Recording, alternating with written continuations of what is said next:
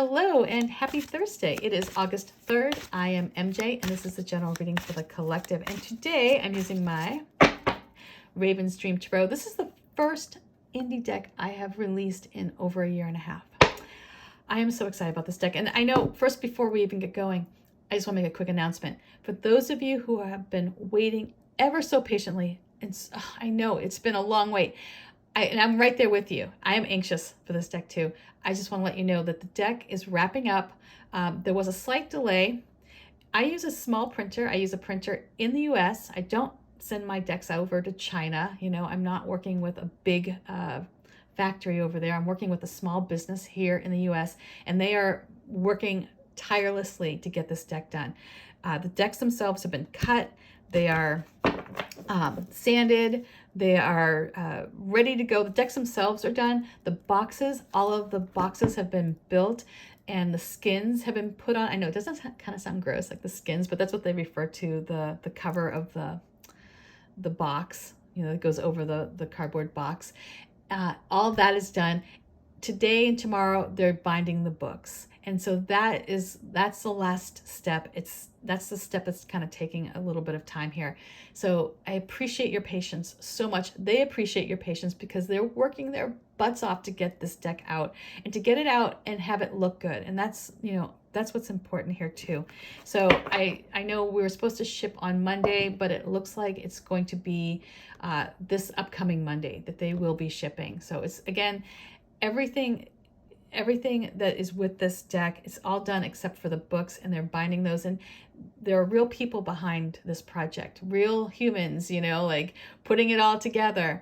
And thankfully, you know, we don't have to wait 8 weeks to get a container from China. We're actually getting the decks shipped directly from the printer. They go right from the printer to you. So, or they go to me. In some cases, I'm shipping out a couple different decks. So anyway, let's get right to today's reading. Okay, so the first card I'm going to pull is that energy that's influencing us. It's the energy that's behind our mood, our decisions, how we relate with one another. Then we'll take a look at the situation and we'll see how that influencing energy plays a role in the situation. Next, we'll call upon the uninvited house guest. We'll open up that door, we'll let them in, and we'll see what they're bringing to this party. And then we'll wrap it all up with some words of advice. And, you know, I'm going back to this format here because for a couple of reasons. One is you can actually see the cards, and I think that's where I prefer my focus to be on for doing these readings, so that you can actually see the cards. I feel like I'm actually doing a reading for you, and it's easier for me because then I'm not trying to hold cards and shuffle and pull cards. So this is just a whole lot easier. I have this table out in front of me, and the focus can really be on the artwork and connecting with the artwork. Plus, you guys don't need to know if, you know, if I have a crumb on my face. All right, let's get going. I hope I don't. All right, yeah, I'm good. Okay, but even still.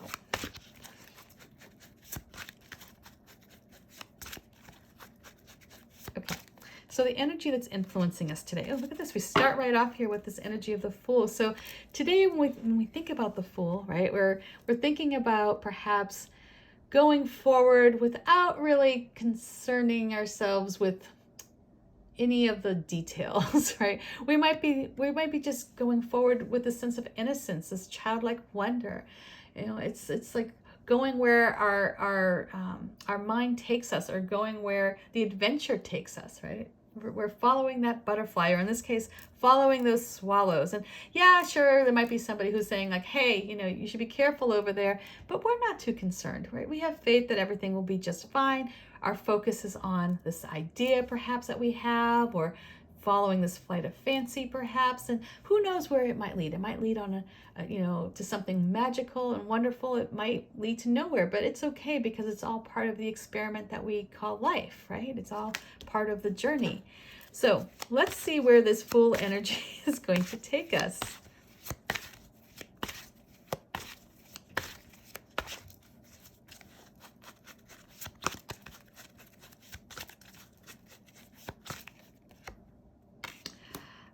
Okay, so here comes a situation where we may need to collaborate with someone.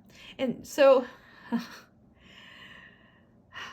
this could be interesting because, you know, the Fool full energy kind of takes us off in different directions. So if you find yourself in a situation here where you're working with others, right? You all have your own, your roles, right? You have areas of a project perhaps that you're responsible for. And this full energy is influencing us. It might be challenging in some ways because the Fool takes us off in different directions, right? The Fool doesn't follow plans and schedules and roles. The Fool will have you working on a particular area, and then all of a sudden something will come in your head and like, boom, you're like, oh, wait, I want to try that out. So keep in mind here that while this is a very beneficial situation that you're in with this Three of Pentacles, working with others, collaborating on a project, bringing something into fruition, that when you work together, it's going to be so much better than if you try to do this on your own. Although the Fool can be very supportive in that you can be creative, right? You might be more apt to try something different. You might be more inclined to engage with others who you would end up collaborating with. As an active collaborator, the Fool might be frustrating to those who have a plan, who are scheduled, and who are more rigid. So this could cause some friction within this relationship here, because yes, the Fool opens up this door to opportunities and has faith that everything will work out. They tend to be the optimist here in this working relationship. They're also a bit flighty at times, or they might not think that falling down the rabbit hole, researching something or doing something different might impact the group.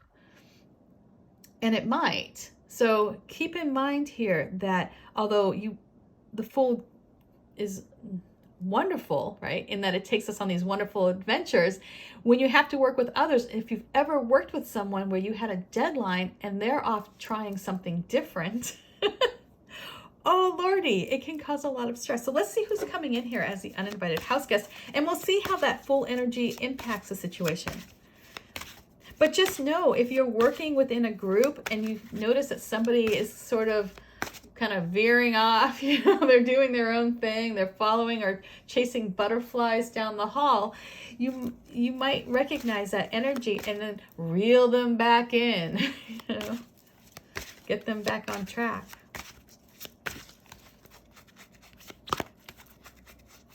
Okay, so the uninvited house guest coming in here is, so here we have this energy of the Page of Swords. So we have this youthful energy, we have this need to communicate, to articulate a vision, to bring a message perhaps that something needs to change, right? Something is important. It needs to come out in some way.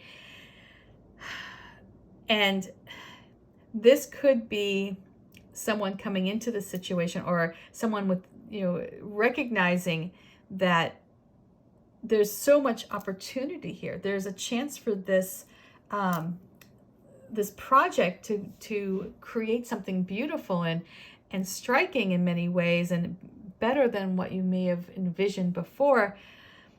But there needs to be better communication. There needs to be an openness and an honesty within the group. And sometimes, though, because it's a youthful energy, it might be a little idealistic, right? They might not be so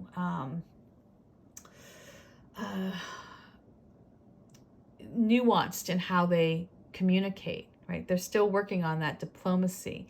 And so however this comes in, however this Page of Swords comes in, what it will do is it will spark a conversation. It will open up that door to perhaps finding a solution for this collaboration that you're working on, that will open the door to better understanding perhaps everyone's position. Knowing each other's truth will be important here. It will also allow you to speak up, perhaps if there is someone who's kind of off doing their own thing, chasing butterflies, when their focus should be directed perhaps on the project itself, or whatever it is that you're working on, the collaboration. Let me see what the advice here is. But that energy of the Page of Swords is there to call you back, right? It's to bring that message that, hey, this is important. And if you communicate openly within this group, if you're honest with each other, not only will you find success, but you'll create this lasting relationship that is built on mutual respect and understanding, on this ability to communicate. And it's in that communication that good things are going to come, that you'll find that your vision will be realized, and there will be no miscommunication. There will be an understanding for what each person's task is as well. And in that, you will find that success will be achievable much quicker because you're all working on the same page, because you're all working for the same truth. Okay, so let's see what advice we have here. Okay, so here we have this energy of the King of Cups coming in the advice position. So this is a situation where you might need to be the cooler head in the room. You might need to be the mediator. You might need to be the one to calm the waters. There might be some communication here, especially with this Page of Swords coming in, being vocal, starting the conversation about perhaps something going on within this collaboration. Stepping up, right? Perhaps seeing that, again, this is this wonderful journey. Life is this great experiment. Being able to appreciate everybody's perspective within this team. Recognizing that everyone's feelings and emotions are valid, and that everyone's opinion matters as well.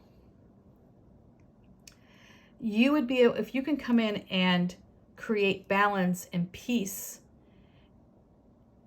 you'll find that this project here that you're working on will reveal many more treasures, many more opportunities to further, the success of this project, many more opportunities to perhaps find more resources as well, more wealth in there, in that, the King of Cups, when the water is calm, you can see more opportunities. And being that we're looking at this Three of Pentacles here, this is more opportunities for success in the material world. And so you've got to calm these waters. And there might be some conflict here because we have this energy coming in of the Page of Swords that wants to start the conversation. And I feel like this conversation is going to be around bringing somebody back who might be following a different path, who's not engaged in the group, but rather they're kind of just following their own thing, and bringing them back to the center here, bringing them back into the fold because they're needed, right? Their imagination, their creativity, their youthful spirit is needed for this project, and that's what needs to be communicated. Right? You don't want them to become rigid, or you don't want them to lose that sense of wonder. It's that sense of wonder that is going to help this project reach even higher, heights. It's going to be important, though, that they are able to maintain focus. And so I feel like that's what this Page of Swords is. There's kind of like butting of heads here, perhaps between a couple people in the group, and finding a path forward is going to require you all to be at peace with one another, understanding each other's feelings, not drowning in your feelings, taking perhaps a more logical approach here, because there is a great reward that comes from being calm, right? It's in the calmness that we can see the opportunity. So I hope that makes sense. Much love, peace, and I will see you tomorrow. Bye.